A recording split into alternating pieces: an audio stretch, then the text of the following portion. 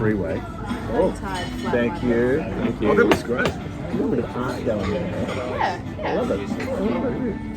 And She wanted to put free Palestine. she did. We were just having a little chat before. I don't know what the watermelon means, but that's okay. Keep smiling. That's what it means. I know that she's got free I Palestine. know. I've seen that T-shirt before. People with the water. I mean, look,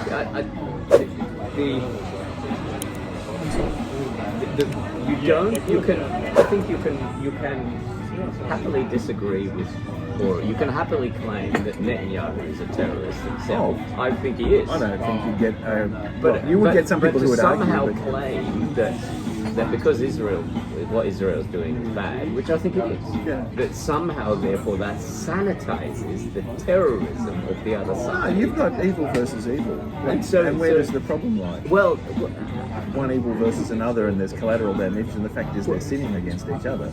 so the problem, yes, but from our perspective, the problem is we shouldn't be getting involved. Agreed. We shouldn't So, take sides. I keep my argument here is a fairly simple one. Yeah. If you're a parent and you have two boys and they get into a fight, which if you're the boys, parent, yes. if you've been a parent and you've had boys, no doubt your kids will have had fights. Barney Armour. Yeah. No parent in their right mind Oh, you didn't have to do Goes that. Actually, you to- probably did. Thank you. Yeah, sorry. What do you mean? I said it as if you were just being kind, not that he just bought it. But, No, yeah. He won. Yeah. Thank you. Good. I don't understand my humour. That's okay. fine. And so the point is that no parent in their right mind would invite the neighbours to sort come it out. and to sort out. So neighbour on the left sorts out Sammy, and the neighbour on the right sorts out Junior. And so then, because the fight then doesn't become between two, it's now between 10. You just make the fight worse. Of course you do. And this So- whole so thing the of trying. meddling Well, is part- wrong. There's meddling, and there's also this false notion of partisanship. What side are you with? Well, because that claims that without even any kind of rational review of the facts, it claims that one side is right versus the other. And that is they're not. technically possible. Well, there's versions of right by the time, obviously, because you've got the first principle in all of this, which is, and it's just it's a truism. It's not a biblical one, but the idea of two wrongs don't make a right. Yeah, know. but yeah.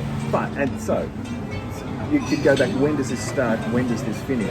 Who started this? Well, it's been started for a Generations millennia. ago. You can't. Like There is no start. You can't unravel. Who started this, it most like- recently? Well, but again, But most even then. recently, it's a matter of what most recent. What's Last a year, what's 5 a years, week? 10 years, You gotta 10 be years, holding 20 onto that. years. Like, And what was so the event? So there's all these things around facts and It's times and dates.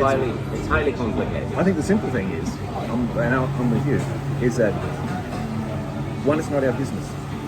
No, in this, it is not our And business. two, I think the false partisanship of being a free Palestinian or a defend Israel, they're not real arguments. It's trying to pit people against each other to take sides. I think there's power in division. And look, there is that one aspect of it, but there is also the aspect of it that a lot of young people inadvertently take sides because they're only fed one side of the narrative. Of course they do. I saw And if this. that narrative is a bad narrative, then Well, they will. It depends on what- naturally take. I understand people who take that side. Where you get your message from, right? So I was just scanning media thumbnails last night on Trump meeting the South African Yeah. leader, Prime Minister, Premier, President. I don't know. And they went from the Trump's amazing, look what he did to this guy, through to Trump's,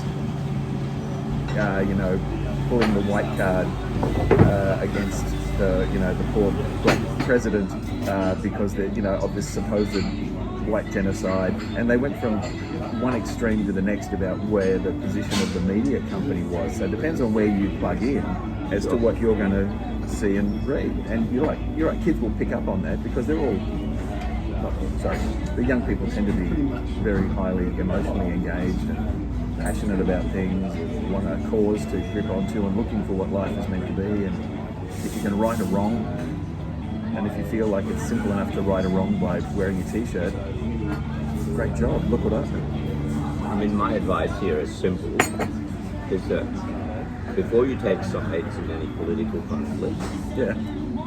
listen to some solid debates, not news articles, but a real solid Oh, you mean like premise, and then a cross-examination, like a real solid so you debate. mean like an ABC radio documentary? No, I'm talking about a real debate, and there have been actually quite Oh, a of course, few there really could be good some. ones. There could be some good ones. And and where you may have a progressive viewpoint, you may have a conservative viewpoint, you have a libertarian viewpoint, Yeah. and you have all of these in the mix, and people are free to say, like there's this big boy time where their little pink girly pants have to come off, and they can actually say what they think.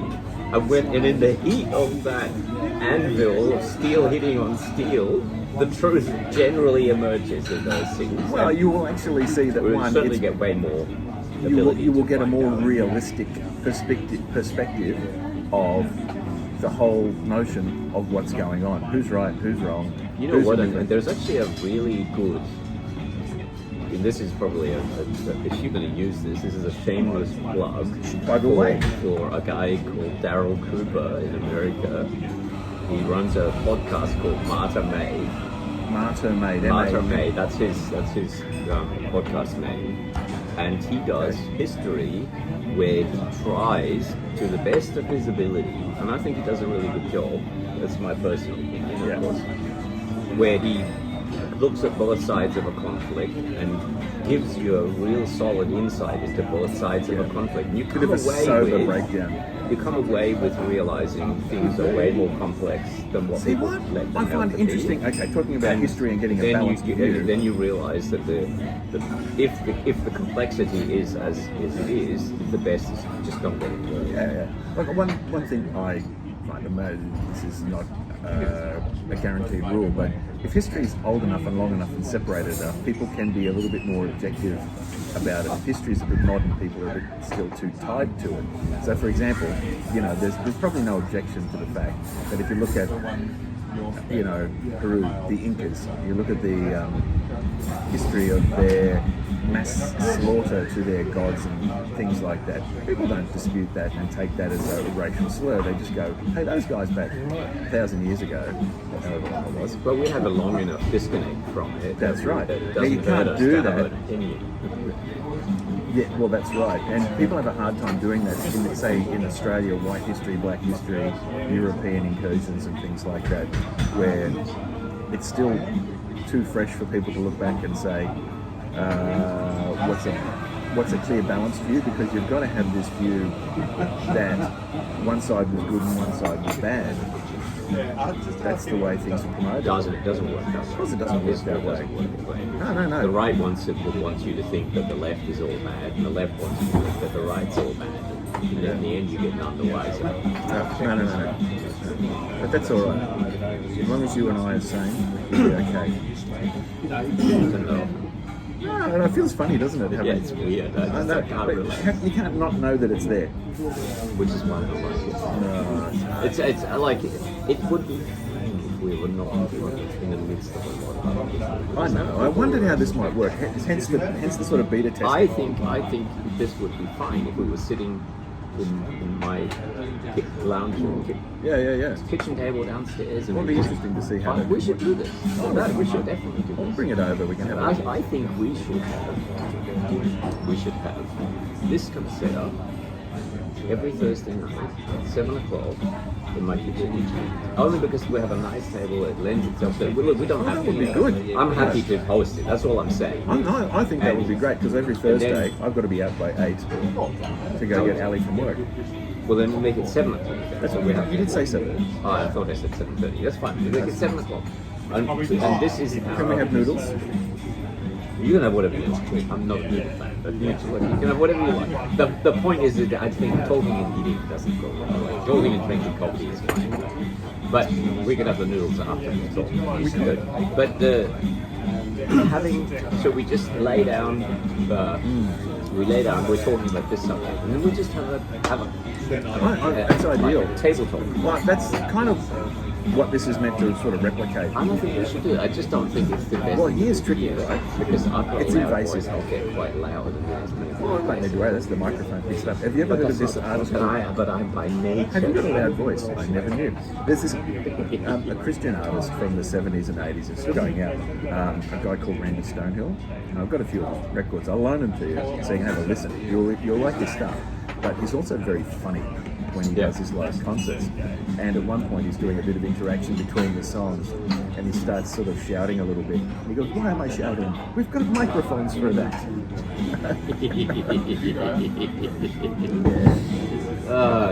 So because in the with this stuff you can have several feeds, plus you can have my camera with a tripod, wide angle, so you can then pick and choose. Yeah, You can and we can have some footage that we're watching as well. If we wanted to comment on something, if we wanted to do something live, or just talk. Because you can talk, chat, and you can also talk or watch a little something and say, "Hey, what do you think about that?" And we can also screen capture. But I mean, obviously, one thing what we don't necessarily want is the setup to take that long. That it's going to be 3 hours by the time we've done. Each one of these setups is a minute. Right. Okay. So it's only because I don't know anything about that. But like, I can set up my tripod and camera. And you get the three-way. Three-way? 1, 2, 3, you, me, and Harvey, all on the one camera. Well, it's a wide angle. That's what I mean. That's It's three. a wide. So the point is that you have that view, and then you have these, and you can mix it later. Yeah. But and if you wanted to watch something on a TV, then we need a laptop to look at it, and then you can just feed that into the video. Oh well, that's even more, and we don't need to. But we could do that though. I don't think that's. Because the laptop I think what we could do, this would be a really good roundtable discussion, would be this guy, he preaches on a TV station. He's like the big rapture, he's Harry Stone. No, he's not him. He's not as weird, nutsy weird as Perry Stone. Because Perry Stone breaks out into tongues on stage, but weird, like he is weird. Like really weird, and then he pretends to be shaking. Full of the under spirit and hammer. shaking. He's a shaker and a quaker. He's really weird. I can't come at that. And he basically full on said, you know how when there's two moments in scripture where Jesus tells, Mary tells Jesus, please do something, and he says, it's not my time, when the miracle in Cana, and then this other moment where Jesus stays for 3 days in Jerusalem after I can't believe the parents didn't notice that for 3 days. I know, right? What parent doesn't know where their kid is? So, but look, I mean, this is why I think there's more to that story that we're not told. The whole point of the story is to say that Jesus is about his Father's business, and this is a moment in time for his real parents to realize that Jesus has more than Jesus. Ultimately regards God as his father and not Joseph. But that's neither here nor there. The point is he reinterprets that as if Jesus needed to be brought in line by his mother. And he says, yes, Jesus didn't sin, but Jesus had to submit to his mother in the same way, and he uses this as a springboard to say, you have to submit to your pastor, you have to submit See, now that's where it goes wrong. Because as a child, he grew up in complete obedience. He says that like he does say, I don't want to use the word sin, so I don't know what how do you disobey your mother and not sin? And look, exactly. Oh God, you would know him immediately. Is he the chubby guy? No, he's not that chubby, but he's very much into the pre-tribulational rapture sense, and he's embedded somehow with that God TV channel, the one that has all the pedophiles on it. No, sorry, but I mean, they have had these allegations. Well, they have. Sorry, but they've had they've had these full-on allegations of child sex abuse, and they're saying, oh, it wasn't really abuse. It wasn't me. I didn't do it.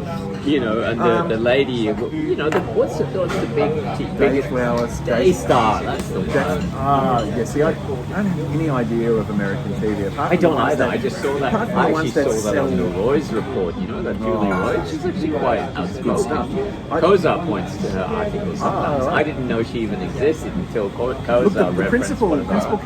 Kozar does some great citizen journalism work. He is. You know, he's fantastic. Dead set. Man.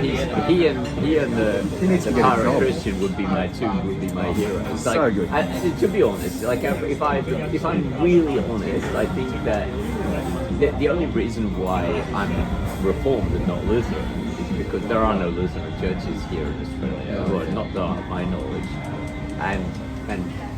and so, you know, my theology is being shaped by Reformed theology more than Lutheran theology. But when I listen to them, I feel totally at home somehow. It's not, how undifferent are they? Because I think that the differences are a hairbreadth. Maybe liturgical on a Sunday morning, that may be. Many but modes. Does Chris Roseborough wear a robe? I don't know. He might. I think I have seen. I don't know. That doesn't bother me. But it is a bit. I don't mind. I mean, I grew up in an Anglican church before I They got wear saved. robes, don't they? Yeah, they have an alb.